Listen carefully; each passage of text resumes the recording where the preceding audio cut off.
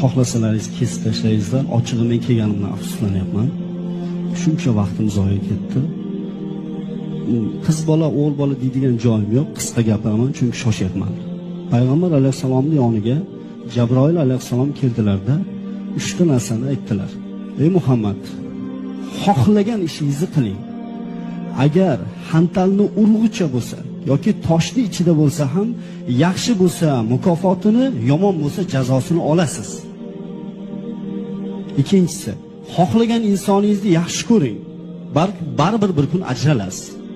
Xohlaganingizcha yashang, xohlaganday. Fahshga botib yashaysanmi, zinoni targ'ib qilib yashaysanmi, avratingni ko'rsatib yashaysanmi, baribir bir kun o'lasan va Alloh taoloning oldiga borasan. Musulmonmi, musulmon emasmi, tan oladimi, olmaydimi, bu meni gapim emas. Bu payg'ambar alayhisalom